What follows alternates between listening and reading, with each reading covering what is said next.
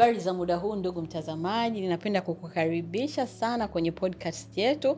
Na leo Mungu ametupa neema, tupo na dada yetu, dada Loveness. Dada Loveness, karibu sana.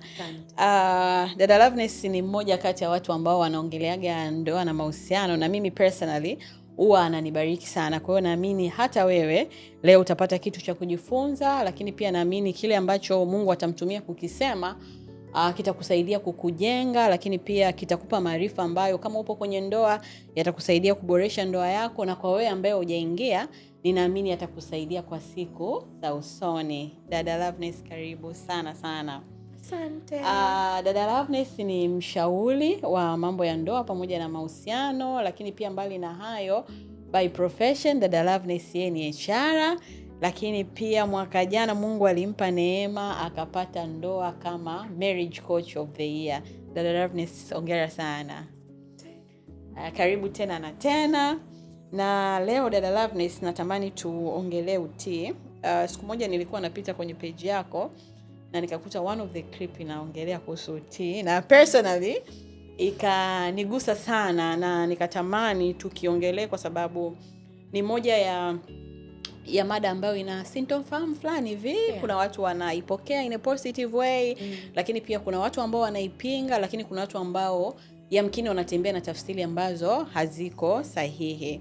Sasa ninatamani tuliongelee, na kwa kuanza kabisa ninatamani utupe maana ya neno utii, kwa sababu yamkini kuna wengine tunalipinga kwa sababu labda hatuna tafsiri nzuri ya lilo neno. Kwa hiyo natamani Dada Loveness utusaidie hapo tunapozungumzia utii. Nini maana ya dhana zima ya utii? Okay. Asante sana dada Sylvia. Nimefurahi sana kuwa hapa. Well, nikienda moja kwa moja kwenye swali. Utii ni ule uwezo wa kupokea maagizo au sheria na kuzifanyia kazi na kuzi execute. Ku-execute tunasema kuzifanyia kazi, kuzitendea kazi kutoka kwa mtu ambaye yuko juu yako. Kwa hiyo mara nyingi uwezi ukasema mtoto mdogo akikuambia mama kaa, ukikaa sio kwa sababu umemtii, ni kwa sababu umemheshimu. Kwa hiyo heshima na utii vinaenda sambamba, lakini utii ni zaidi ya heshima. Yes, kwa hiyo utii ni namna ya kupokea maagizo au mapatano fulani au sheria fulani na kuzitekeleza kutoka kwa mtu ambaye yuko juu yako. Yaani ni lazima awe above you. Kwa hiyo tunapokuja exactly kwenye ndoa, tunaposema mke anapaswa kuwa mtii, that means anapaswa kupokea maelekezo kutoka kwa mume wake. Na umenikumbusha neno la Mungu kwenye kitabu cha Mwanzo linasema kwamba mwanamke atazaa kwa uchungu, lakini pia linasema tamaa yake itakuwa kwa mumewe naye atamtawala.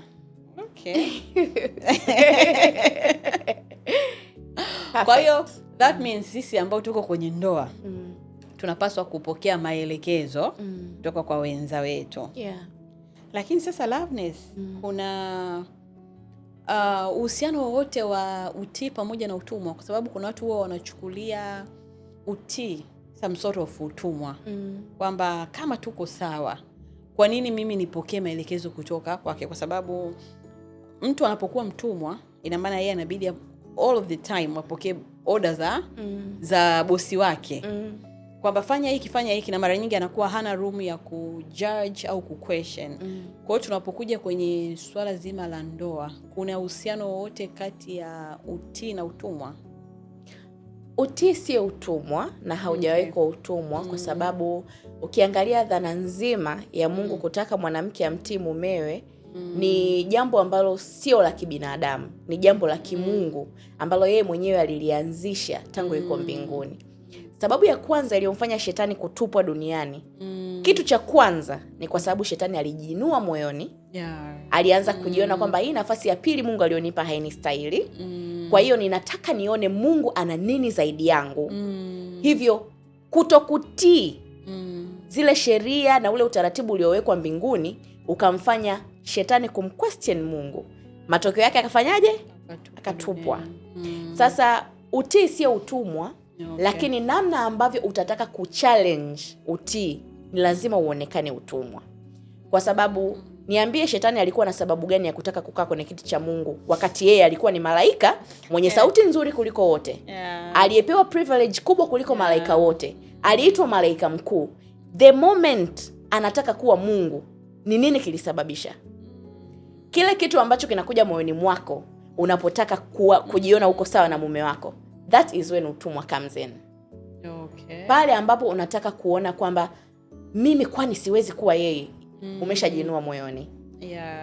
Tena tuko kwenye ulimwengu ambao tumepewa equal opportunities. Zamani hili jambo lilikuwa not even up for discussion, kwa sababu opportunity ambazo mwanamke alikuwa anapewa zilikuwa ni chache kuliko opportunity mwanaume anazopewa. Sasa hivi wote mmeenda UDSM, mmesoma, mna degree. Wote mmeenda Harvard, mmesoma, mmoja ameenda London, mmoja ameenda Canada, mmesoma, mna masters. Wote mmeajiriwa, mwingine yuko BOT, mwingine yuko CRDB. Sijui unanielewa? Ule usawa wa kimaisha unafanya moyoni ujiinue kwamba mimi nahitaji nini kwa huyo? Yani we are the same. Kwa nini uniambie natakiwa kwenda kumwandalia mama mkwe chumba, like dada yupo akaandae, you know?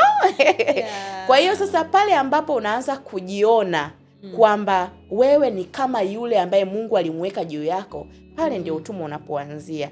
Lakini kama wewe ukijua namna ya kuoperate kwenye nafasi yako ya pili, unaweza ukatoboa zaidi ya kutaka kuwa nafasi ya kwanza. Ngoja nikupe mfano.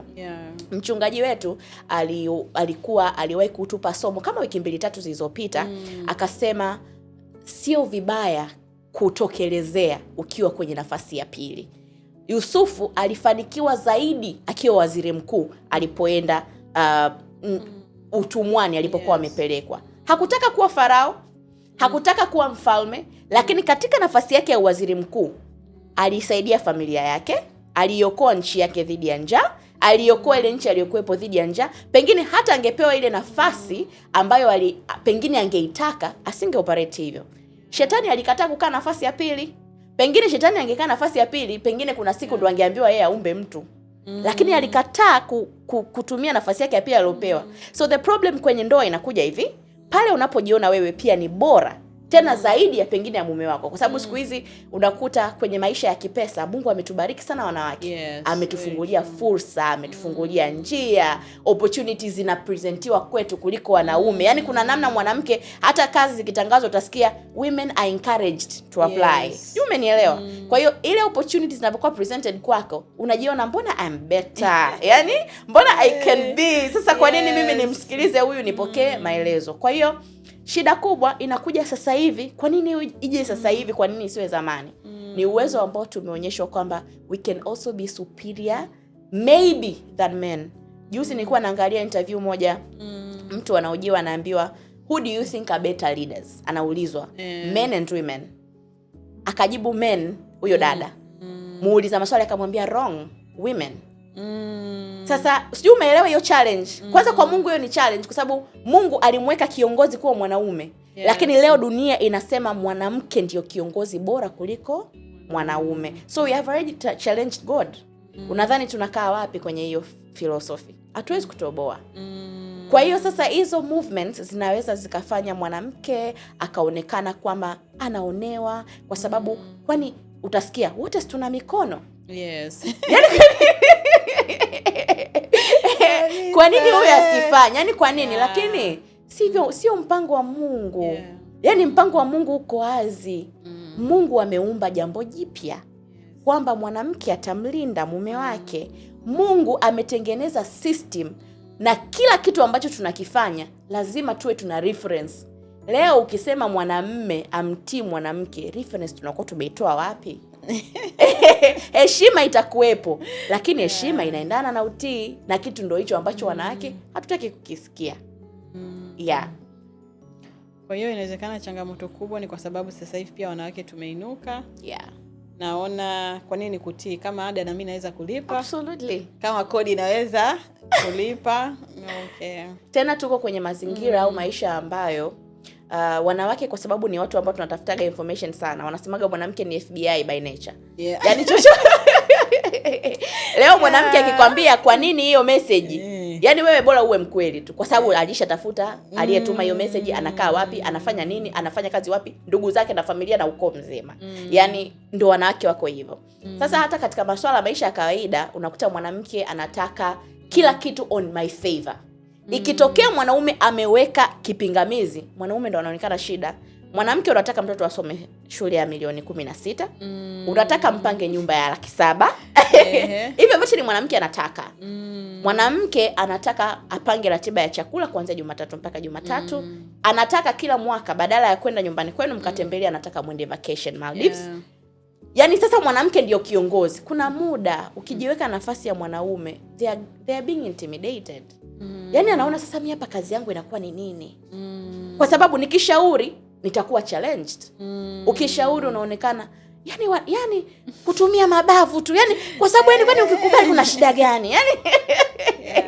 Yani kwa sababu I want the best for the family. Yes, you want the best, but mimi sina mseme kwenye familia yangu mwenyewe kwa sababu wewe you want the best. Kwa hiyo sasa hapo ndo unakuja ukuta utii unakuwa challenged, kwamba mtu anaona sio rahisi. Na mwanadamu kwa namna alivyoumbwa ni lazima apambane, amuombe Mungu amfinyange ili aweze kublend na utii. Da Silvia, naamini umefanya kazi. Wanadamu hatupendi kushika sheria. Hakuna kitu ambacho, kwa nini HR apendwi kazini? Mimi ni HR. Kwa sababu HR anataka watu wafuate utaratibu. Anataka watu wafuate utaratibu na sheria. Lakini watu hawakogi tayari kufuata utaratibu. Na ndio maana wakiwa punished kutokana na kutotii, wanamuona HR ni mtu mbaya. Mnoko. Yaani ananifuatilia sana. Sio kwamba anakufuatilia, wewe umechelewa. Kazini unatakiwa kufika saa 2 kasoro, umefika saa 3. Kwa nini mimi nisikufuatilie? Haujatii sheria. Alafu ukitaka kujua kwamba hakuna watu wanatakaga kutiiwa kiasili kama wanawake, ingia ofisini. Kutana na HR wa kiume, kutana na wa kike. Ukivunja sheria hiyo kwa mwanamke, adhabu utakayopata dada Silvia ni ya moto sana. Ukivunja kosa hilo ukivunja hiyo sheria kwa mwanaume, adhabu utakayopata sio sawa utakayopata kwa HR wa kike. Mimi ni HR, nimekaa kwenye HR department, nimekaa na HR wenzangu wa kike na wa kiume. I know how women punish and I know how men punish. Sasa kama mwanamke anapenda kutiiwa kiasi hicho kwa watu ambao hawamhusu kifamilia, kwa nini asione kwamba kuna umuhimu wa yeye kwenda kutii huko anakokwenda? Sijui umenielewa. Kwa hiyo mara nyingi sana ni rahisi kutaka kupokea sisi vitu tunavyovitaka, lakini kutoa vile vitu ambavyo tunadhani watu wengine wanatakiwa kupokea, mara nyingi lazima tuweke defensive. Ukikutwa leo nakosa, unaanza unajiwekea defense. Yaani unajua usingefanya hivi, mimi nisingefanya. Kwa sababu juzi nilikuongelesha ukanipita kama hujaniona. Leo mimi kunyamaza kidogo tu imekuuma. Umeona?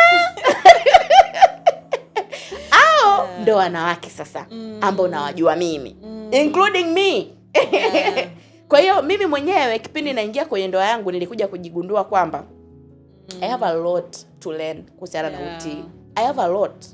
Nadhani tumekuwa tukihave a very discussion tu muda mfupi kwamba mwenzako anatoka jikoni, anaacha maji ya kunywa, anakuja chumbani, akifika na kukuta umelala unacheza zako game, unaenjoy yani. Ni muda ambao hutaki distraction. Alafu anakuambia baby na kiu.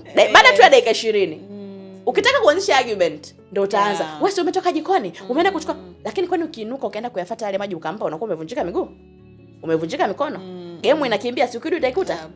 Lakini it needs a lot of maturity kufanya hivyo. Ndo hapo tunasema utii. Watu wanadhani utii ni kwa yale mambo makubwa.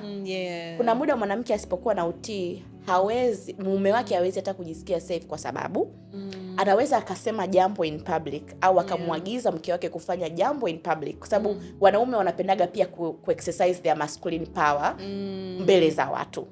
So mwanaume anaweza akamwambia mwanamke wake labda mama nani, embo njoo wanawishe mikono hapa, naona kama nyama zimeshaiva kuja kuchoma.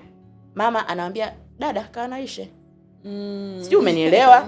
Ni kweli watu watakuwa wamenawishwa, lakini mwanaume ametafsiri vipi? Hajanitii.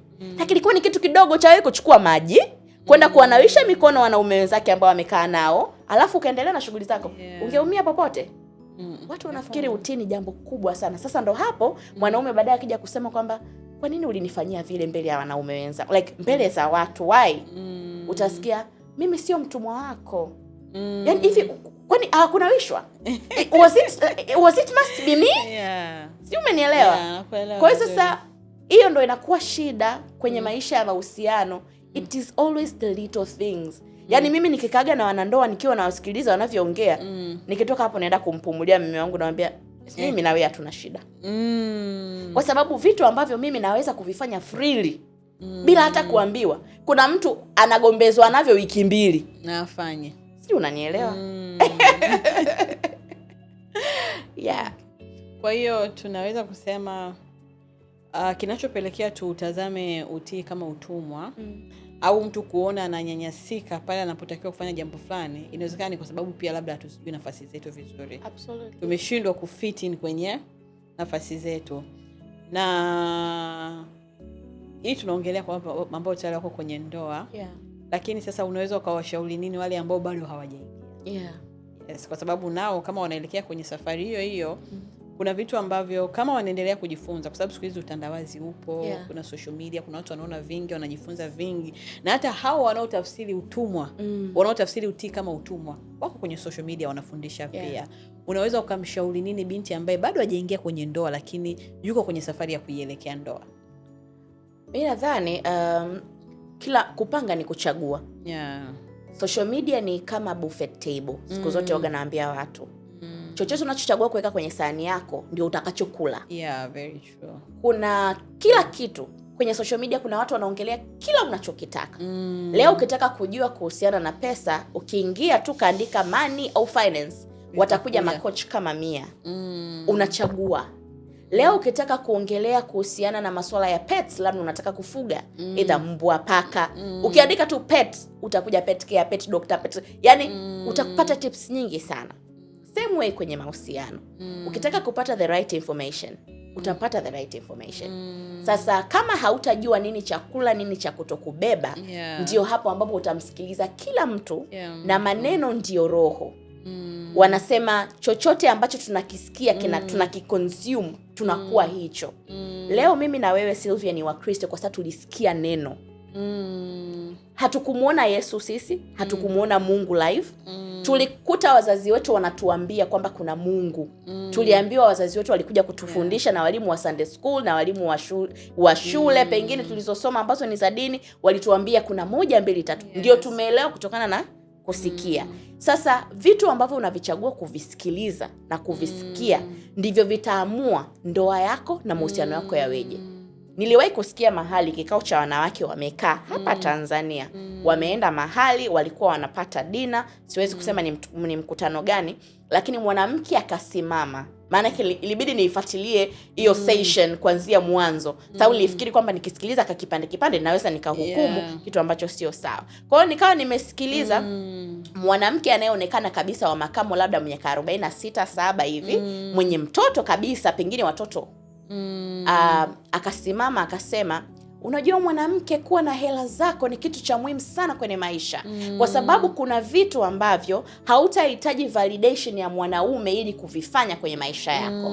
And I was like, ukiwa mke wa mtu kuna kitu hautahitaji validation. Hebu ngoja nisikilize kwanza, kwa sababu tunatakiwa kulearn, kuunlearn, kurelearn.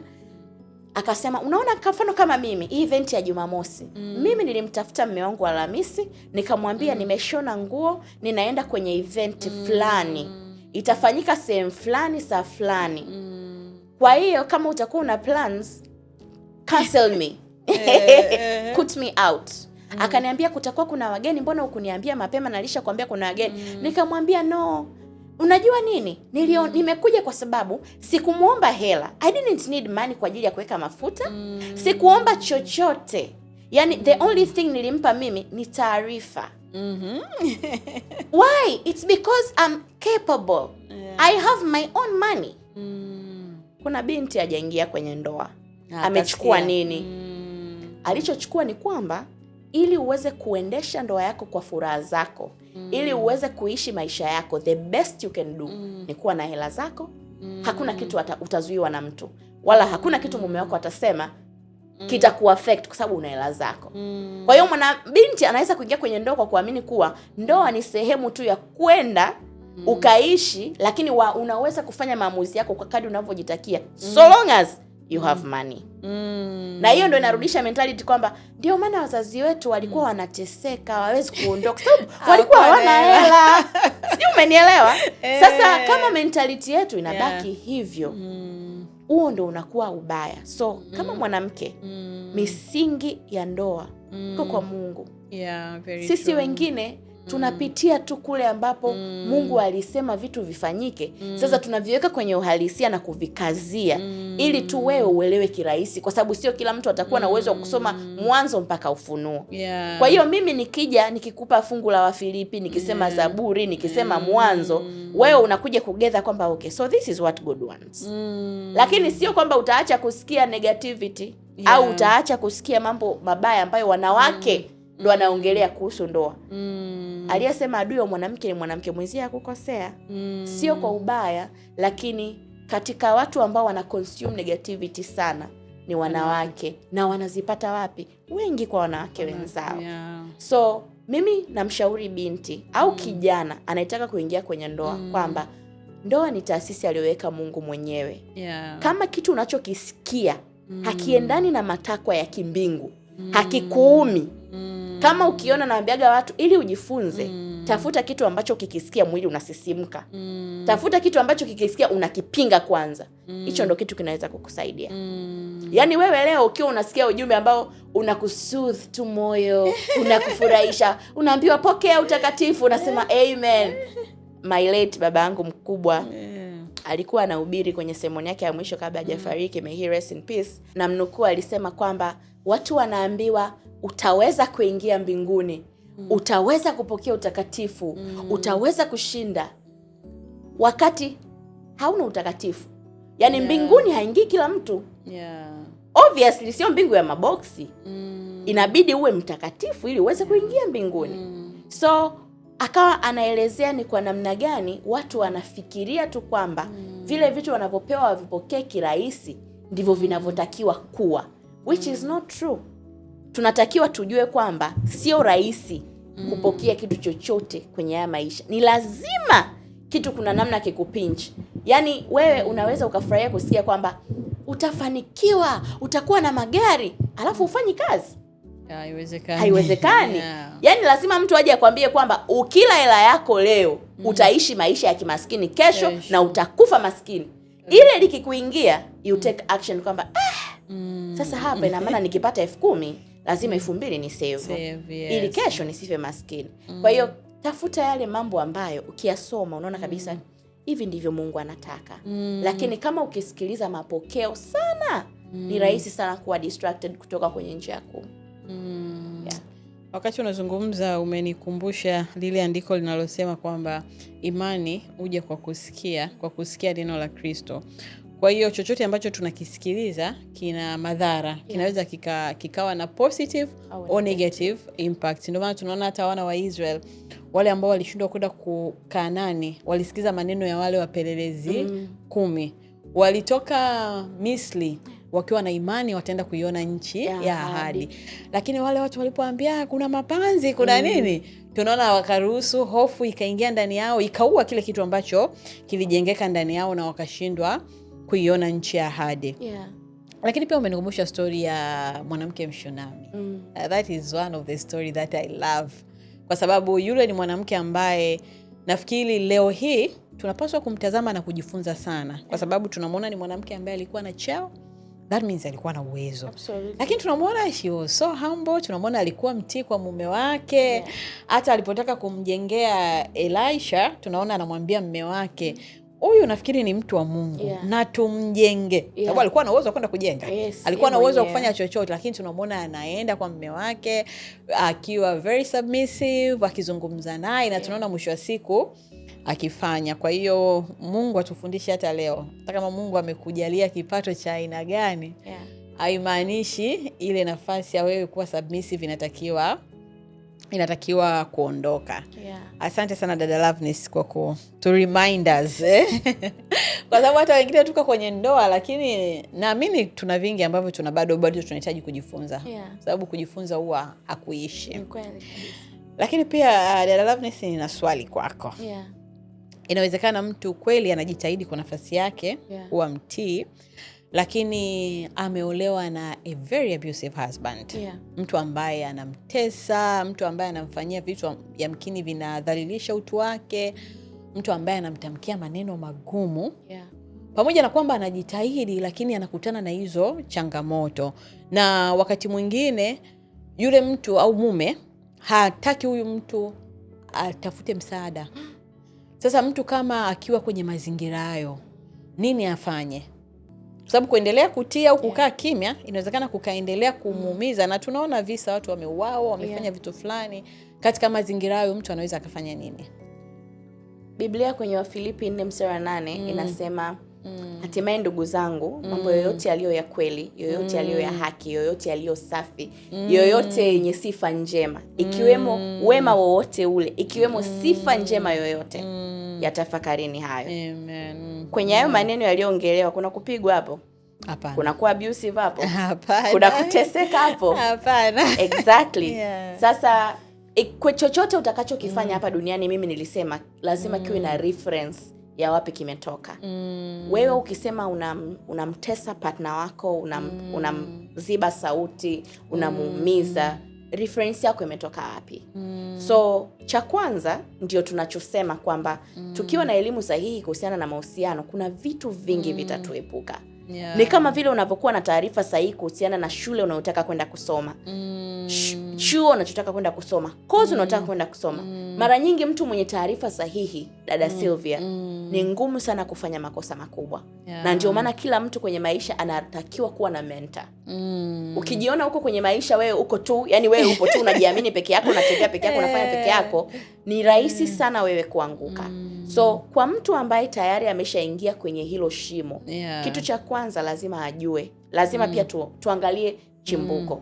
Aliingia kwenye hiyo situation akiwa anajua kwamba kuna huyo mtu yuko hivyo, kwa sababu pia wanawake na wanaume tuna ile dhana ya kusema atabadilika au atakuwa tofauti. Na waambiaga mabinti siku zote, hakikisha unaingia kwenye mahusiano na mtu mwenye tabia ambazo hata ikitokea hatabadilika hautakufa.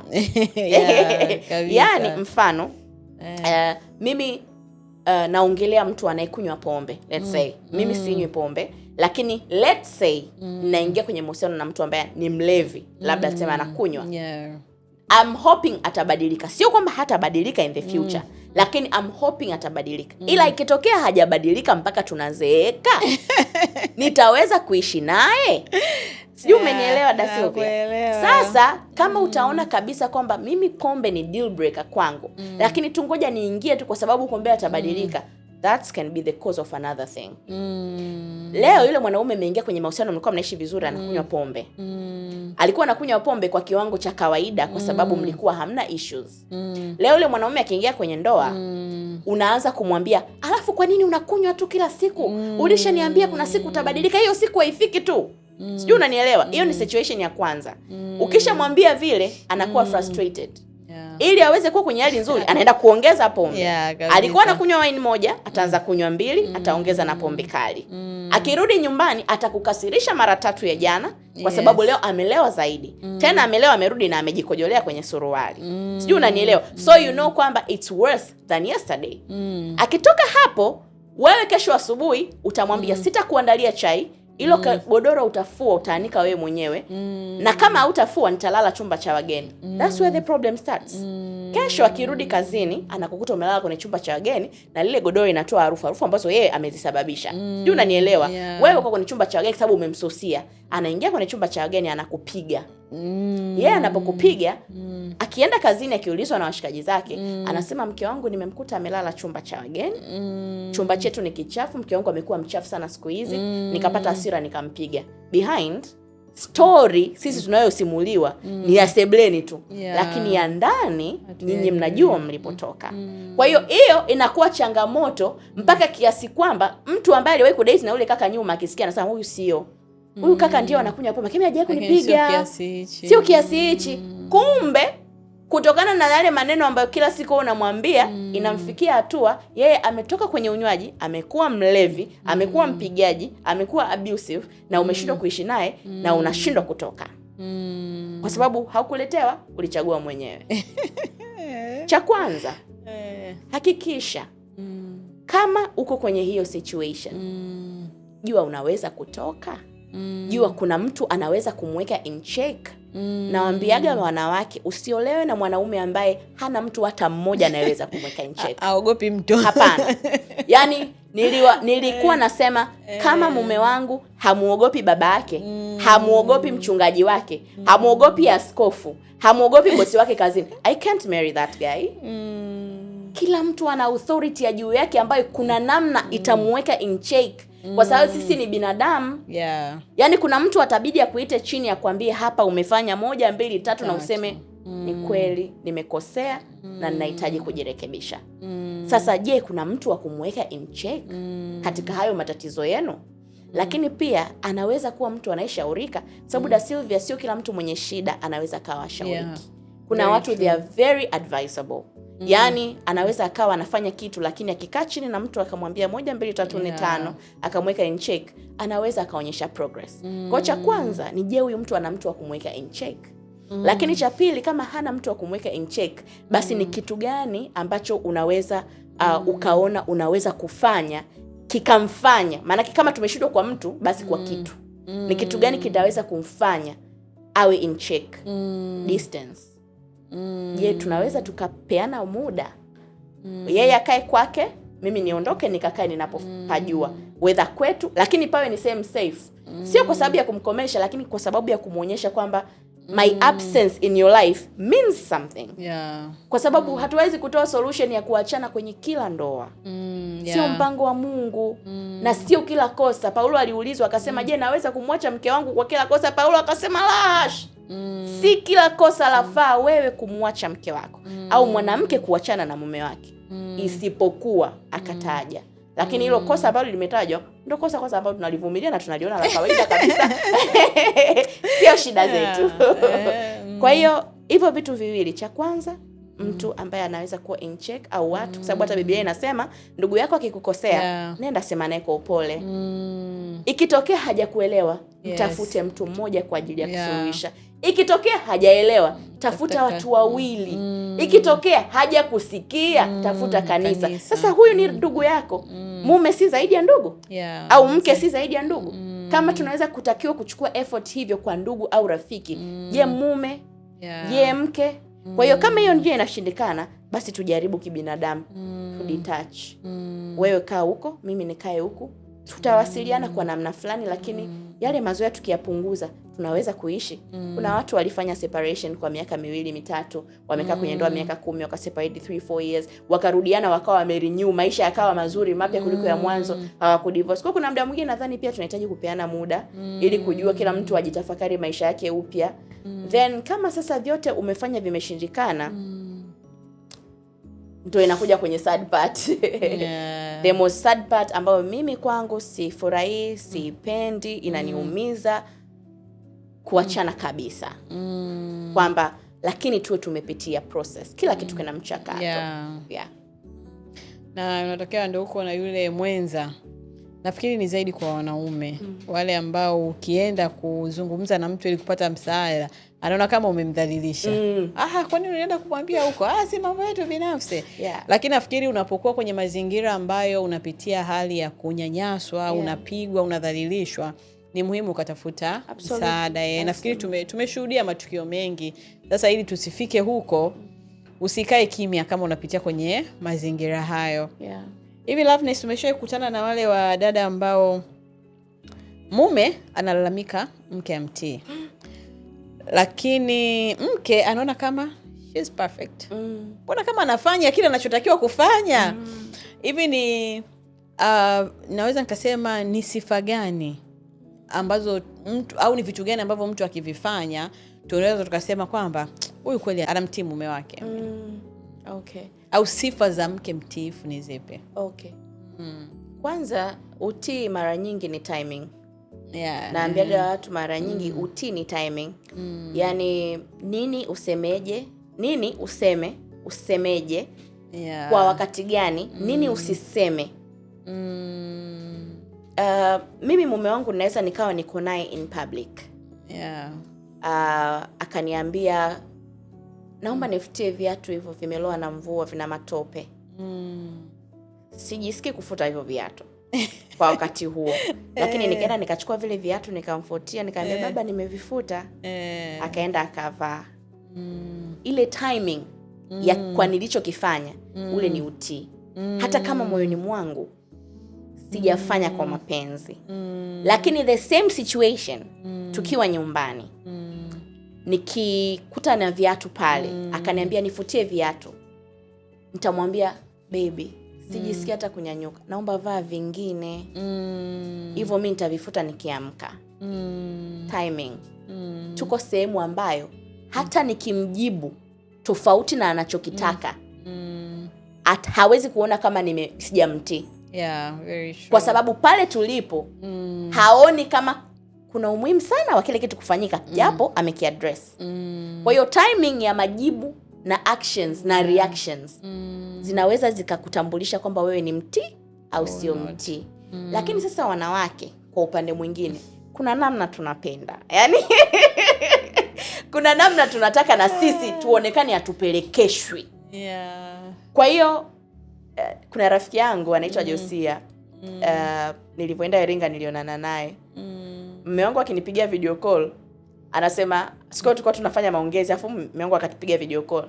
Nikamwambia jamani naenda kupokea sio Loveness naye huaga anatawaliwa sana na mume wake.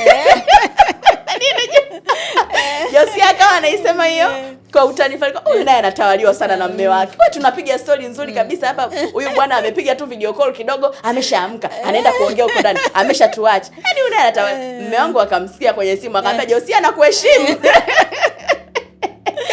Kwa hiyo timing ya kile unachokifanya, kuna namna na sisi wanawake unaweza pale si amepiga mume wangu, nitamuignore kwamba mimi niko zangu na naendelea na story, nitamcheck baadaye. Baadaye nikija kumpigia, akiniambia nilikupigia kwa nini ukupokea, nikupigia maambesa, nilikuwa tuna maongezi na kina Mauguji. Josia ni muhimu kuliko mimi. Watu wako waliokuwa nao kuliko mimi, ukashindwa kunipokelea simu. Lakini kile kitendo cha mimi kupokea simu na kuomba excuse, nikaenda kuongea naye nikarudi, kimempa amani na furaha na kujiona kwamba kidume. Sio, umenielewa? Sijapoteza kitu, sijapungukiwa chochote, lakini tayari mimi nimeshajiongezea credit zangu kwa yule baba. Sana tu. Kwa hiyo vitu vidogo sana vinaweza vikakufanya uone utii, uonekane mtii ama sio mtii. Kwa hiyo ni timing. Lakini kitu kingine ni namna ya kujua wapi tunakosoana, wapi tunaacha lipite. Yaani kuna sehemu unaweza ukawa una mengi ya kusema dada Sylvia. Yaani mpo kwenye kikao cha familia, kuna kitu kinaongelewa, wewe unajua kabisa sivyo hivyo ambavyo kinatakiwa kifanyike. Lakini kwa sababu ya namna ambavyo unajua mahusiano yako na mume wako ni ya muhimu, unanyamaza pale. Alafu tukiingia ndani, unamwambia mwanangu, sikia nikwambie.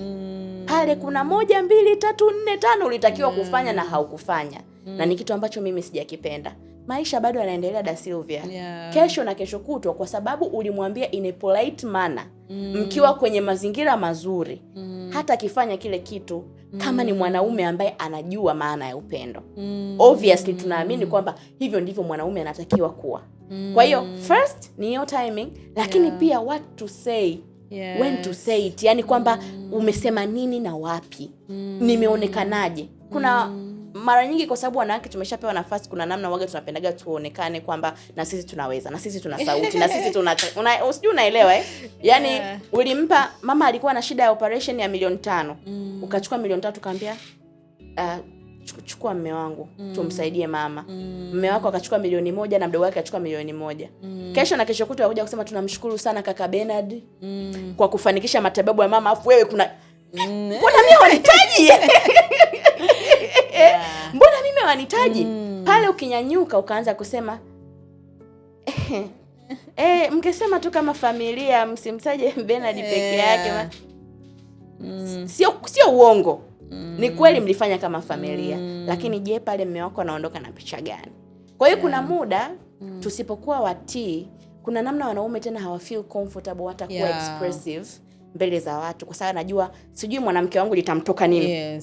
Kuna anaweza kanidhalilisha hapa. Kwa hiyo kuna wale wanaume ambao they are always yani wako tu standby muda wote, kwa sababu pengine chochote kitakachotokea kinaweza kukumwataki yeye. Kwa hiyo kuangalia vitu ambavyo nini useme, usemeje, nini usiseme, useme lini, kwa nini useme, ni vitu vya muhimu sana kuangalia ili uonekane kama unautii. Busara inatakiwa sana ili uonekane, ili ujulikane unautii. Hekima inatakiwa sana. Ndio maana nakumbuka uliniambia kwamba katika kitu mtu anatakiwa awe nacho kwenye ndoa ni maturity. Yaani kama hauna maturity, kama hauna namna ya kujua uzito wa jambo ulichukulieje, ni ngumu kuwa mbutii. Kwa sababu dada Sylvia sio rahisi, na ndio maana hata sheria za Mungu anasema anayenipenda atanitii na kuzishika amri zangu. Uvunjifu wa sheria ni ukosefu wa utii. Kama tu Mungu anatulazimisha kushika amri zake, mwanadamu mwenzetu ndio itakuwa rahisi kumtii. Kwa hiyo wanawake wanatakiwa wajue pia utii sio kitu kirahisi.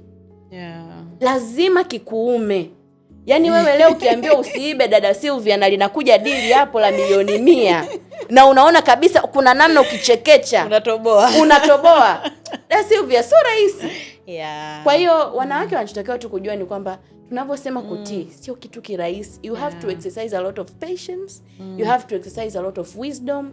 You have to have a God fearing spirit, na Roho Mtakatifu akujaze sana, kwa sababu sio kitu chepesi.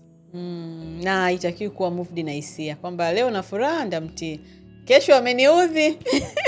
Utasikia mimi mwanaume, yaani mimi kwa mfano mwanaume ananipa hela, ananisikiliza, yaani hatuna shida yoyote, kwa nini nisisubmit?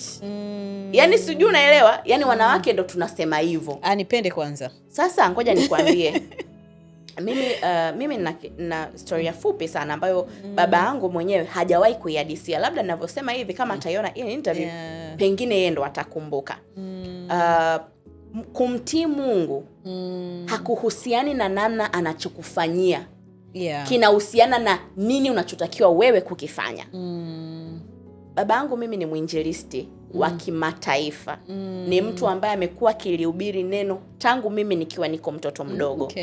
Baba yangu amekuwa ni mtu wa kusafiri kwenda nchi za mbali, Saudi Arabia, Arab Sujuko, Algeria, Djibouti, Msumbiji, ndo nchi ambazo alikuwa anaenda kuhubiri, ambazo Ukristo uko kwa kiwango kidogo sana au almost hakuna. Na amekuwa akimfanyia Mungu kazi kwa moyo kiasi kwamba majaribu wanayokutana nao, mateso, tunakuja kuhadisiwa na watu wengine wanaokuja kukutana na familia. Mpaka tunajiuliza, mbona baba hajawahi kutuhadisia hili? Wameenda sehemu wakakutana na simba, wameenda sehemu ikabidi watumie bunduki, yaani hivyo kwamba ni matukio mengi anakutana nayo. Sasa nikiwa niko form 2 kama sio form 1, nilirudi nyumbani kwetu, nikakuta baba alikuwa ametoka kwenye kuhubiri, ametoka kwenye seminar kumtumikia Mungu. Tunaamini kwamba Mungu anatupenda na Mungu anampenda baba yetu, lakini nilirudi nyumbani, nikakuta nyumbani kwa baba yangu mkubwa ni kama kuna msiba. Kwanza nilikuwa natembea natoka shule, watu wananiangalia barabarani ni kama kila mtu ananisikitikia. Nikajiuliza, kuna namna nimefeel energy iko off. Lakini sasa kwa sababu sijui nini kinachoendelea, nikasema ngoja niende. Uzuri nilikuwa kila nikitoka shule lazima nipite kwa babangu mkubwa, maana ndo njiani. Niwasalimie tu hata kwamba mama mkubwa shikamoo, alafu ndio niende nyumbani. Sasa nafika kwa babangu mkubwa, ninakuta watu wamejaa wa kutosha, vilio. Nikajiuliza, hapa kuna nini? Nikashtuka. Lakini nikiangalia hivi kidogo kwa ndani, namuona baba ameshikiliwa. Sasa nikaanza kuwaza, nani kafa, mama au mdogo wangu? Au nani? Au baba mkubwa? Nikiangalia hivi mama mkubwa anatoka, baba mkubwa anatoka, sasa moyo ukatulia. Ila mamangu yuko wapi? Natoka hivi namuona mama naye anafuta macho, kaza mama yupo. Sasa mdogo wangu wa mwisho sasa. Inawezekana. Inawezekana kwa sababu na yeye alikuwa mdogo. Nikiangalia naona mtu anaita Godi, kasa huyo naye yupo. Sasa nini kimetokea? Naingia ndani, nakuta baba analia. Kwa mara ya kwanza namuona babangu analia. Watu wanambembeleza, baba na nini, maisha yataendelea. Kumbe huko nyuma nyumba yetu imeungua na kuteketea na kila kitu. Sijui unanielewa. Yaani nyumba yetu imeteketea na kila kitu da Sylvia, na ndio nyumba baba alikuwa ametoka kuimalizia. Ni kama ndio ndosema brand new, zimenunuliwa sofa mpya, zimewekwa TV, kila kitu. Everything is on spot. Alafu hiyo nyumba imeungua na kuteketea na each and everything inside, including vitu vyangu. Nilikaa chini. Nikashindwa kuamini, ikabidi nishuke, niende nyumbani. Nafika sehemu ambayo nimezoea kuingia kuiona, nakuta imeteketea kila kitu. Kilichokuwa kimebaki ni chumba hiki kimoja ambacho kilikuwa kina documents za baba, vyeti na kila kitu. Ndio hicho chumba pekee Mungu alikiacha. Ndio kilichopona fire alipokuja kumwaga maji, ndio chumba pekee. Na kilichobaki ni kabati ile ambalo lilikuwa na vyeti na kila kitu, hata vitanda na kila kitu vilikuwa vimeungua. Okay. Nikakaa chini nikamuuliza Mungu, kuna shida babangu amekufanyia? Labda sisi wenyewe kuna namna tulikosea, au wewe umekuwa utupendi? Sasa je, ni conclude kwamba hapa Mungu ampendi babangu kwa sababu ameruhusu jambo kubwa kama hilo litokee? Aanze maisha upya. Na kumbuka ametoka kujibankrupt, maana ndo nyumba imeisha na kila kitu, na ameweka furniture mpya na kila kitu. Ina maana literally yule mzee alikuwa hana hela pale. Si unanielewa? Yeah. Yote hayo yametokea, sio kwamba Mungu atupendi. Mungu anatupenda sana. Lakini kuna vitu pamoja na kupendwa na Mungu tutavipitia. Yeah. Ina maana katika hiyo hali tusimtii Mungu? No. Kwa sababu ametupitisha kwenye storm? No. Tumkatae Mungu? Tuache kuabudu? Tuache kulisoma neno? Tumkasirikie Mungu? Ndio tunarudi kwenye pointi yako. Situations. Kuna muda tunataka tumtii mume kwa sababu anatupa mazuri all the time. Kuna siku na yeye ni binadamu. Yeah. Ataacha mamake mzazi akugombeze na wewe upo. Ukitoka hapo unasema mimi mwanaume sitaki kabisa.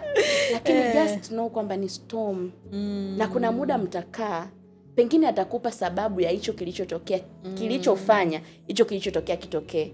Lakini ukishaamua kwamba sitamsikiza, mimi sitaki kabisa niongeleshe. Sitaki. Yani subiri hasira zangu. Sasa haiendi hivyo. Sio rahisi, lakini haiendi hivyo. Yeah. Kwa hiyo hatutii kwa sababu situation is favorable. Tunatii kwa sababu ndivyo Mungu anataka tufanye. Na hata yanapotokea magumu, kuna muda wa kukaa kumuuliza Mungu kwa nini. Yeah. Tupate majibu ya maswali yetu, lakini sio kuignore. Na umenikumbusha ule mstari unaosema kwamba Yesu alikuwa mtii hadi mauti ya msalaba. Kwa hiyo hata akiwa kwenye ile process ya kuelekea msalabani, katika mazingira yale bado Yesu aliendelea kuwa kama Yesu alidoubt the love of his father. Baba, ikiwa inawezekana, kikombe hiki kiniepuke. Na hakikumwepuka. Yesu aliacha kumtii Mungu? Hapana. Kwa hiyo kutoka kwenye maelezo yako kuna vitu vile ambavyo nimejifunza vikubwa sana, kwamba ili uweze kufit in kwenye hiyo nafasi sawa sawa, kwanza lazima uwe mzuri kwenye mawasiliano, a good communicator. Kwa hiyo ukiwa mzuri kwenye mawasiliano itakusaidia kujua nini niseme, nikiseme wapi, wakati gani nikae kimya. Kama ambavyo tunamwona Abigail. Pamoja na yote, maana Biblia inasema mume wake alikuwa mpumbavu. Wewe nikimtafakari na bahari kwamba jina lake lenyewe maana yake ni mpumbavu. Kwa hiyo na nikiangalia namna ambavyo alikuwa na character ngumu, inanipa kumtafakari sana Abigail. Lakini Biblia inatuambia katika yale mazingira ambayo Daudi alikuwa amekasirika in all that, lakini Biblia inatuambia aliporudi akamkuta mume wake amelewa, hakumsemesha chochote. Kwa hiyo she knew wakati gani ninapaswa kuzungumza naye. Kwa hiyo na sisi Mungu atusaidie sana. Tujue. Kwa sababu kuna wakati jibu limekukaa hapa. Lakini ukiangalia mazingira unaona ni mazingira ambayo light nikitoa hili jibu nitachochea ugomvi. Namwambiaga mume wangu kwenye majibu nimejitahidi, shida ni kucontrol fashion. Yaani ni kweli sijakwambia wewe ni mpumbavu, lakini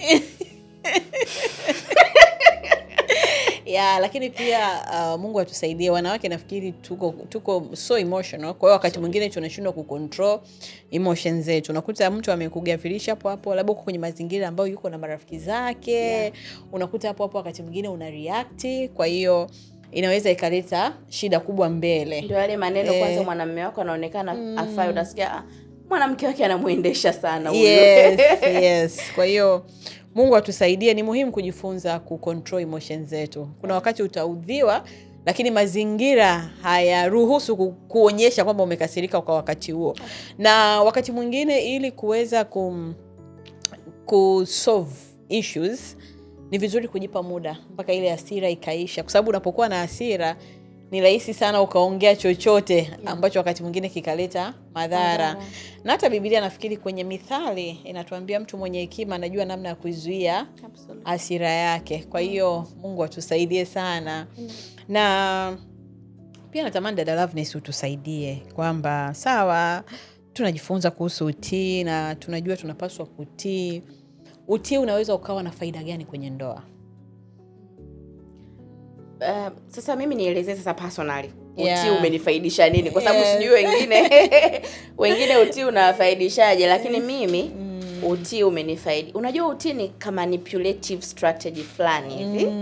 Yaani mwanaume sio kitu rahisi kukipata kwa mwanamke. Yaani mwanaume anaweza kawa amepitia mahusiano mengi, lakini ana kile kitu ambacho alikuwa anatafuta hajakipata. Siku akikipata kwako, kuna namna anakuwa kama zuzu hivi. Yaani na sio kitu cha kusadikika. Ndio maana nasema niongelee kwa upande wangu mimi. Mimi utii umenisaidia sana kufanikisha mambo yangu. Wanawake tunapenda mambo yetu yaende. Kwa hiyo kuna vitu ukifanya mwanaume anaona ana deserve kupokea hiki. Ngoja nikupe mfano. Mimi kuna siku moja mume wangu aliniambia, actually tulikuwa tuna safari ya kwenda mahali. Mume wangu akaniambia kwamba nataka twende somewhere, lakini kuna vitu vyangu sijaweka sawa. Kwa hiyo nilikuwa nataka kwanza niviweke sawa alafu ndo twende. Hiyo somewhere kwangu mimi ilikuwa beneficial kuliko yeye. Leo wanawake tunapenda vacation. Sana. Vacation huwaga ni beneficial kwa mwanamke kuliko kwa mwanaume. Kwa sababu literally mkiendaga kule, anachofanya zaidi ni kukupiga wewe picha na kukuambia hapa twende tukale, hapa tufanyeje. Yaani kwa hiyo hiyo safari ilikuwa beneficial zaidi kwangu kuliko kwa beneficial zaidi kwake. Lakini kulikuwa kuna vitu ambavyo walikuwa wanataka vifanyike. So mimi nikajitolea kuvifanya hivyo vitu bila yeye kujua kwamba mimi nimejitolea kuvifanya. Kuna namna utii sio lazima mtu azungumze. Lakini kuna namna akicommunicate kitu wewe ukafanya, mwanaume anijisikia ametiiwa. Tukaenda hiyo safari, nilienjoy to the fullest, lakini moyoni mwangu nikiwa najua ni kwa sababu nimefanya hichi kitu ndio maana tumeenda kwenye hiyo safari. Lakini pia utii kuna muda unakuwa kama akiba yako. Yaani ukiwa mtii mara zote, hata ikitokea siku misbehave, mwanaume anaona tu kama huyo hormone imbalance ishapanda leo tu. Lakini kuna siku lakini ukiwa wewe ni mtu very offensive, ukiwa wewe ni mtu ambaye ukiwa unaambiwa kitu fulani yani lazima upinge. Ukiwa kila mwanaume anachokisema lazima uweke walakini. Ikiwa kila mwenzako anachokizungumza lazima ukione kina dosari. Hapo shida ndio inapokujaga kuanzia. Kwamba kuna vitu hauta benefit. Kwa sababu kuna mambo mazuri mtu atataka kukuletea, lakini kwa sababu wewe ni Miss Choosy, ni Miss Perfect, ni Miss I can do my own way, hauwezi kubenefit. Kwa hiyo kwangu mimi utii unani benefit kwa sababu mambo yangu mimi yanaenda ninapokuwa natii. Yaani mimi mume wangu akiniambia baby hebu nenda kanisaidie kuchanganya maji ya kuoshea mbwa. Hapo niko nafanya mambo yangu yani ya maana. Sema mbwa ni kitu cha muhimu sana kwa mume wangu. Nikisema nikatae hapa nimwambie niko busy na kazi, kuna namna atatoka ataenda kufanya mwenye shughuli yake, lakini moyoni kuna namna ataona nimemkosea. Kwa hiyo kwa sababu mbwa kwake ni kitu cha muhimu sana, nitakachokifanya ile ndo opportunity yangu ya kufanya lile jambo, kwa sababu ninajua leo na kesho akiwa ameweka moyoni taswira nzuri, kesho mimi nikitaka kitu Da Silvia nitapata. Sasa situseme tu ukweli. Kwa hiyo mimi naenda namfanyia jambo lake vizuri. Ikirudi hapo tasikia kiwangu umenifurahisha. Tatoka leo. Mimi hapo nimeshapunguza kupika. Ilikuwa nipike lakini sitapika kwa sababu nimemfurahisha tajiri. Jioni umepata ofa. Muda mwingine unaweza ukajikuta tu kwa ajili ya utii ulioufanya. Hata kama kuna jambo lilifanya nyuma hata likafutwa. Au hata kama kulikuwa kuna kamgogoro fulani hivi kaliwahi kutokea, kakapotea tu kwa namna ambavyo mtu ataona kwamba mbona huyu mtu pamoja na yote bado amerespond positively. Ndio tunarudi kule kwamba emotions au situation ambazo haziko favorable zisitufanye tukatoka kwenye hali ya utii. Kwa mimi ninachopenda kuambia watu wanawake ni kwamba kama wanapenda kusikia vizuri na wanisikilize. Ukiwa mtii, kuna vitu utavipata vitakavyo kubenefit wewe kuliko kawaida. Na utakuwa unavipata tu mara kwa mara. Kwa sababu utii ukiwa tabia yako, hautaonekana unaigiza. Haujawahi kuona wanawake anaenda kwa mume wake anamwambia, "Hi baby, I love you." Mwanamume anambia, "Sina hela." Yes. Hivi umeshaikuona kabisa. Sasa sio vitu wanapovipata. Yaani unaenda kwake unamwambia, "Baby I love you. Nikufanyia masaji kidogo." Lini ulinifanyia masaji mimi? It's only when you need something ndio unafanya kile kitu ambacho is the right thing to do. Sasa mimi ni mtu ambaye I make sure I do something right every single day by my husband. Ili ajue kwamba hii ndio tabia ya Loveness. Yes. Siku ikitokea sijui nimepata mimba, nimeshindwa kufanya jambo, au imetokea sijui kuna mtu kaniuzi, mume wangu anajua kwamba this is situational. Huyu sio yeye. Lakini da Sylvia, kuna mwanamke kule nyumbani akiwa mzuri ndo anaulizwa kwamba kuna shida gani kwa sababu kuna mtumishi wa Mungu alikaa mahali akaambia watu watumieni waume zenu message ya kusema I love you. Kila mtu amtumie mume wake message I love you. Kuna mmoja akamuuliza mke wake, "Unakufa?" Sio kawaida. Sio, umenielewa? Sasa kuna vitu vidogo vidogo ambavyo vinaonyesha utii au vinaweka alama ya utii kwenye maisha yako ya ndoa. Vinavyoweza kukufanya ukaona benefits nyingi bila wewe kuomba. Kuna wewe kwenda kuomba hela ya saluni ni lazima upigizane kelele. Lakini kuna mtu kwa tabia yake hela ya saluni huwa anaachiwa tu. Yaani sio shida zake. Anakushangaa wewe unasemaga unaomba hela ya saluni. Eti ni mimi wapi mpaka itoke sasa.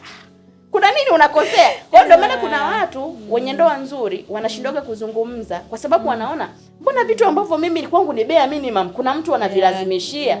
Na unaweza kuta wameolewa tu na wanaume ambao wanafanana lakini namna ambavyo wako treated ikawa tofauti. Ndio maana naambiaga watu hata maex zetu sio watu wabaya sana. Kwa sababu nao mbona wameoa na wana familia na wanawake zao na wana maisha yanaendelea. Mtu ambaye ulimuona sio family man, leo yuko na mke na watoto. Mke kanunuliwa gari, watoto wanasoma shule nzuri na huwa hakuwa family man kwako. Lakini kwa mwanamke mwingine ameweza. So this is to say kwamba unapokaa kwenye nafasi yako kama mtii inaweza kusaidia pia kupunguza baadhi ya changamoto. Absolutely. Kwa sababu kuna vitu ambavyo kwa namna ya kawaida ungeweza kumjibu na akakasirika. Lakini kwa sababu umeijua nafasi yako na kuikalia sawa sawa, unaweza ukamjibu kwa namna ambayo haitaleta changamoto. Absolutely. Na umenikumbusha kuna mstari mmoja anaopenda kwenye Biblia unasema, "Enyi wake watiini waume zenu ili wapatwe kuvutwa na mienendo yenu." Kwa hiyo that means unapokaa kwenye nafasi yako sawa sawa inaweza ikambadilisha mume wako tabia. Unajua mara nyingi sisi tunapenda kupiga kelele. Sio kwa mume, kwa watoto, kwa mashoga, yani tuko hivi. Lakini kuna wakati kitakachosaidia sio kupiga kelele, ni kukaa kwenye nafasi yako. Kukaa kwenye nafasi yako sawa sawa. Na kuna wakati we need kind of kupretend. Absolutely. Perfect. Kwenye ndoa pretense is 60%. Kuna rafiki yangu mmoja anapendaga kusema ndoa inahitaji una sana. Yaani ni neno unafiki lakini huwa anajaribu kulifupisha. Kuna wakati utakachokijibu sicho ambacho moyo wako unajibu, lakini unajua ili kutengeneza mazingira yaweze kukaa sawa sawa nahitaji kutoa jibu hili. Kwa hiyo Mungu atusaidie kuweza kuwa na maarifa ya kutosha kuweza kuzibeba hizi ndoa. Na kwa kumalizia kabisa, dada Loveness, kuna mtu ambaye yupo kwenye ndoa, amekusikiliza, ana miaka 10 kwenye ndoa, ana miaka 15, ana miaka 5 na tayari amegundua ameshaharibu sana. Nini anaweza kufanya ili at least iweze kumrudisha kwenye mstari? Yes. Kwanza nianzie na ulioongelea. Hiyo kupretend. Yeah. Nasema ndoa ni kupretend kwa sababu sio mwanamke tu. Unajua wanawake tunaongea sana lakini hatuambianagi ukweli muda mwingine. Hivi Da Sylvia, kwa wewe unapozitafuta pesa zako na unapozipenda, unadhani ni rahisi kumpa tu mtu? No. Lakini kwa nini mume wako kila siku yeye anakupa? Unadhani anafurahia sana kukupa hela? Kwa kweli nimetoka kumwambia mume wangu jana. Kutafuta hela. Jana sikuwa gari yangu ilikuwa na mafuta. Na sikuwa na hela. Kwa akaniambia tutoke na gari yako. Nikamwambia kwa kweli gari yangu haina mafuta na sina hela. Akaniambia hamna shida, nitakuwekea mafuta. Kwa hiyo tukatoka nayo kweli, tukapita Shell, tukaweka mafuta. Nikacheka, akaniuliza unacheka nini? Nikamwambia tukiache for today. Leo asubuhi, nafikiri asubuhi wakati tunazungumza, nikamkumbusha, nikamwambia unakumbuka jana? Akaniambia kitu gani? Nikamkumbusha the scenario. Then nikamwambia kuna mdada mmoja nilimsikia anaongea kwenye mtandao, ni mfanyabiashara, anasema leo sijaweza kufanya biashara lakini na uwezo wa kula kwa sababu nimeolewa. Kwa hiyo moja ya benefit kwenye ndoa, hata nisipopata hela na uwezo kuna mtu unajuana. Kwa hiyo mimi nikamwambia jana sikuwa na mafuta, lakini kwa sababu niko na mume umeniwekea mafuta kwenye gari. Kwa hiyo na unadhani kila siku anapokuwekea mafuta ni kwamba anafurahia moyoni? Kuna wakati unakuta ni last cent. Yaani kuna muda anafanya kwa sababu ndio hizo pretense. Kwamba sasa nisipofanya atafanya nani? Mimi ndo mwanaume inabidi nifanye. Na mara nyingi hatusikiwa upande wa wanaume kwa sababu hawana sauti. Watasemea wapi? Sijui unanielewa. Kwa hiyo kupretend kwenye ndoa na kupretend ni hivi. Vinaenda pamoja. Ukisema sijui I'm sorry, I speak my mind all the time, ndoa is not your place to stay. Trust you me. Kwa sababu wanaume wana mambo ya kitoto mengi sana. Kuna namna wanaume ni simple creatures. Very simple. Kuna vitu watafanya utaona huyu mbona hajakuwa huyu. Mbona anafanya mambo ya kitoto? Lakini uweze kusema hivyo kwa nguvu kwamba wewe mbona unafanya mambo ya kitoto. Lakini unaweza kusema yani mume wangu mimi kuna namna yani umepretend. Kwa sababu tukisema uongee ukweli utarudi kwenu. Kabisa. Sio unaelewa. Kwa hiyo kupretend kwenye ndoa kuna muda it's very necessary for your peace of mind and his peace of mind and your marriage. Tukishaingia kwenye ndoa tunafanya vitu kwa sababu ya ndoa yetu, sio kwa sababu yangu au kwa sababu yako. We do it for marriage. Kwa sababu tayari pale ni wale watu wawili na wanaagano na Mungu na kuna kitu ambacho kinatakiwa kitengenezwe na kizaliwe kati yao. Kwa hiyo kupretend na ndoa ni hivi. Vinaenda sambamba. Yani, kuna muda utakuwa umelala usingizi anakuambia amka mke wako. Amka tusali. Wewe unadhani yule mwanamume anataka kuamka pale? Lakini anaamka, anakaa hata kama anasinzia lakini ndo ashaamka. Umemtoa kwenye his deep sleep. Asinge pretend hapo, angeamua kuwa yeye. Wewe ungefurahia? Ungesali mwenyewe. Sijui unanielewa Da Sylvia? Nakuelewa vizuri sana. Kwa hiyo kuna vitu ambavyo hatuwezi kuvifanyaje? Kuvitoa. Lastly, kwa mwanamke ambaye ameshaingia kwenye ndoa, alafu anajua kabisa kuna sehemu nimeharibu, kuna sehemu nitakiwa kufanya. Kuna msemo unasema there's never too late in life. Kwenye maisha hakuna kuchelewa. Hata kwenye mafanikio, ndio maana kuna watu kina Colonel Sanders walipata mafanikio na miaka 80. Kuna watu walipata breakthrough zao na miaka 65. Mtu anapata breakthrough anastaafu, ndio anapata breakthrough ya maisha yake. So hakunaga kuchelewa kwenye maisha hata kidogo. Unaanzia hapo ulipo. Ulikuwa ni mtu ambaye sauti yako iko kia 5, unaanza polepole kushusha. Unaipunguza taratibu. Ya 3, mpaka tunafika kia kwanza. Sijui unanielewa? Namna ya kutatua matatizo ilikuwa ni lazima upayuke, upanic. Lazima uweke emotions. Anza kwenye kucontrol emotions zako. Wanawake na swala la emotions pia tuko hivi. Kuna namna unaongea vitu mpaka baadaye ukikaa, hata kama ni na rafiki yako tu, unakaa baadaye unasema kwa nini nimeongea yale maneno. Kuna namna unamscold mtoto mpaka ukitoka unasema lakini mbona kama nimeenda extreme. Sasa kuna namna unatakiwa tu uanze kujua namna ya kuanza kucontrol emotions zako. Uwaga inaanzia hapo. Punguza sauti, control emotions, anza kujiona au kuyaona yale mambo ambayo mwenzako anayafanya kama kioo cha yale mambo ambayo pia wewe unayafanya. Yani jiposition kwenye vitu ambavyo unavizungumza kwamba ikitokea mimi huyu mtu amenijibu hivi, huyu mtu angekuwa mtu wangu kweli bado ningeendelea kuwa na mahusiano naye. Kuna watu wanasemaga nimempa test of their own medicine wameshindwa kumeza. Umeelewa? Wewe unapewa test of your own medicine, ukipewa utaweza?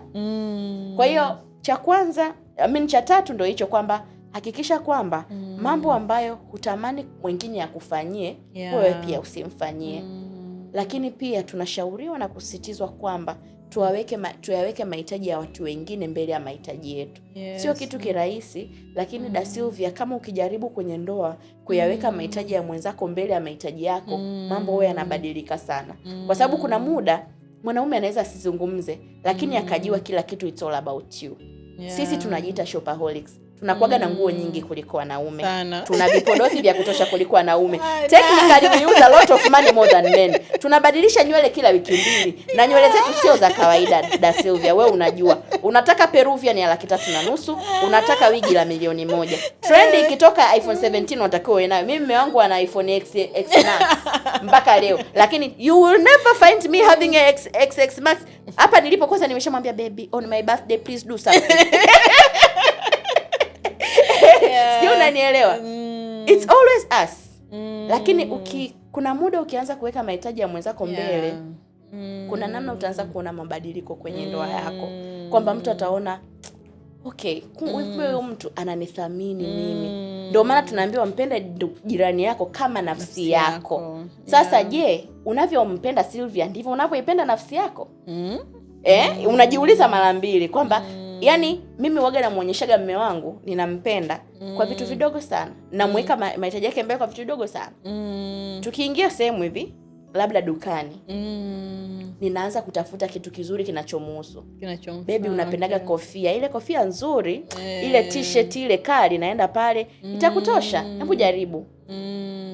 Yeye ashasahau hata size yake. Kwa hiyo naenda namwambia, "Hebu avae t-shirt." Na naingia mfukoni natoa 20,000 nalipa. Ile kitu haiondokagi bure. Akikaa nawaza, okay, ile 20,000 angeweza kununua lipstick akapaka, lakini ameniona kwamba inanistahili. Tukiwa tunapika chakula, nikiwa nimepika chakula, nikimaliza, nikiwa natenga hata juisi, nachukuaga bobo kubwa, yeye namnunulia juisi limejaa. Alafu nachukua sahani kangu mimi, kwa kawaida tunajipakulia chakula, nakaa, sio kwa sababu nataka kujitesa, ila kwa sababu kuna namna natamani yeye ajione ni superior ndani ya nyumba, kwamba kweli mimi ni mtafutaji. Inaweza speak volume kwa wewe unavyoona, lakini kwake wanaume sio waongeaji sana.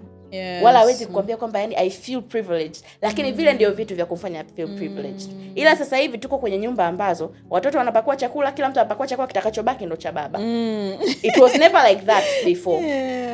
Nitampakulia chakula kwenye sahani fulani kubwa nzuri. Yani kuna namna mahitaji madogo tu yale madogo unayaweka mbele kuliko ya kwako. Yani sijui nini, mtolee kwanza baba. Hebu mchukulie kwanza baba. Yale mambo unayoyafanya taratibu ukianza kuyafanya, hata kama ulikuwa uyafanya, yanabadilisha mtazamo. Kwa hiyo ni vitu tu vidogo, yani hata kama ukijiona umekosea, umerudi nyuma, ni vitu vidogo. Mimi nina community inaitwa Positive Wives. Hiyo community kuna wanawake wa aina mbalimbali humo ndani. Kila siku tunajifunza namna ya kuwa watu bora, kitabia, kimahusiano. Kuna watu walikuwa na ndoa za miaka 10, 14, 15 humo ndani, and they are there and they're like, kwa nini hatukujua? Kwa nini hili group halikuwepo huko nyuma kipindi tunaingia kwenye mahusiano? Because kuna vitu vingi sana tungekuwa tujavikosea. Pengine tungekuwa tumepiga hatua kwa sababu ya hivi vitu. So tafuta pia community ambazo zinaongelea mahusiano kwa namna chanya. Zitakuwa zinakupa tips kila siku za namna ya kuishi, lakini pia za kukusogeza pale ambapo ulikuwa upo na kufikisha sehemu nyingine. Kama ulivyosema Da Silvia, kujifunza hakuishi. Tunajifunza kila siku. Wanasema mtu akiacha kujifunza ameacha kuishi. Kwa hiyo siku ukiona wewe umetosheka kujifunza, you're gone. Na wakati unaongea umenikumbusha, huwa anapenda kusema, unajua wanaume wanabeba mizigo mikubwa sana, na unakuta wanabeba mizigo ya familia, lakini pia wanabeba mizigo ya familia walizotoka, na wakati mwingine mizigo ya wake zao. Familia za wake zao. Ni mara chache sana wao wanakumbukwa. Kwa hiyo unakuta wakati mwingine kama mke usipomkumbuka wewe, basi hakuna mwingine ambaye anamkumbuka. Kwa hiyo kama mke wakati mwingine ni vizuri kumkumbuka mume wako. Na wanaume huwa hawataji hata vitu vikubwa. Vitu tudogo tu. Simple. Yaani wako very simple. Ambacho naamini hata kama ni mama ambaye hauna kazi ya kukuingizia kipato, ile hela ya mezani ambayo unaachiwa, kuna vitu ambavyo unaweza you can still, kwa sababu hata wao wanahitaji. Mimi nasemaga hamna mtu ambaye hahitaji kupokea, hamna mtu ambaye hahitaji kuonyeshwa upendo. Kwa hiyo ni vizuri. Na ubaya watoaji wengi hawapokei kabisa. Umenikumbusha juzi tulikuwa kwenye msiba mahali. So wakati tumaliza kuzika kuna wale wauza ice cream. Alafu kulikuwa kuna kijana mmoja alikuwa anawaambia watoto fulani hivi kwamba mbona nyinyi mnunulia ice cream? Wakasema wewe si tajiri, una kila kitu.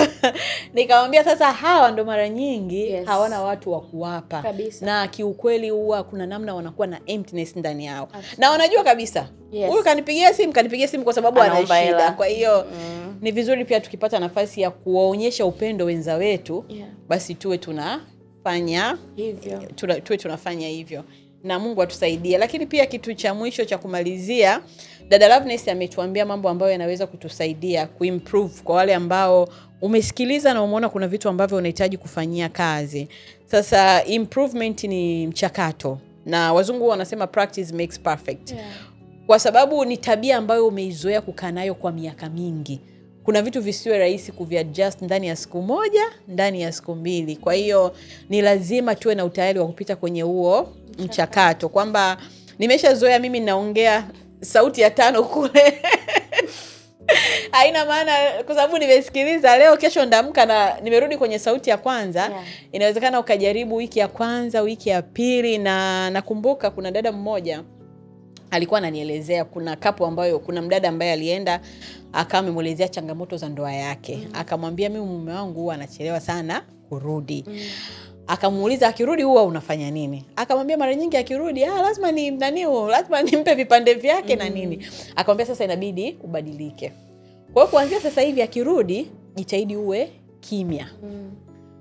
Akashindwa, akaona zoezi gumu. Akamwambia sasa akirudi jitahidi umeweka maji mdomoni ili usiweze kuongea. Mwanzoni akawa akiweka maji anajikuta amemeza ili apate chance ya kuongea. Lakini the more alivyo practice na alipofanikiwa kuweza, mume wake akaanza kumuuliza, "Una shida? Unaumwa?" Kwa hiyo taratibu akaanza kukuta yule mume anaanza kuwahi kurudi. Kumbe mume naye alikuwa anachelewa kurudi kwa sababu mke wake alikuwa na kelele sana. Kwa hiyo kuna vitu ambavyo mwanzoni vinaweza kukusumbua kubadilika, lakini naamini ukiweza kubadilika, kwa sababu badiliko lako linaweza msababisha mwingine pia kubadilika. Kwa sababu kuna tabia za mwenzako zinaweza zikakuchukiza, lakini kumbe zimezalishwa na tabia zako. Kwa hiyo the more wewe utaweza kusaidika kukaa kwenye nafasi yako, kama ambavyo Biblia inasema kwamba enyi wake watini waume zenu ili wapate kuvutwa na mienendo yenu. Kwa hiyo kwa kadiri ambavyo tutaweza kubadilisha mienendo yetu, ina asilimia kubwa ya kuweza kuwasaidia pia wenzetu kubadilika. Dada Loveness, mimi naomba nikushukuru sana. Kwa sababu mimi personally kuna vingi nimejifunza. Mimi na miaka 15 lakini kuna vingine vipya nimenyakua hapo. Ofichi naamini hata mwingine pia ana vingi ambavyo amejifunza. Kwa hiyo Mungu akubariki sana. Na yale ambayo tumejifunza leo ni matamanio yangu yakawe ni mbegu njema kwako, yakazae matunda, tena yale matunda 100. Ili atusaidie kuweza kubadilika, ili mwisho wa siku tuweze kuwa na ndoa zilizo njema. Kwa hiyo Mungu awabariki sana. Amen.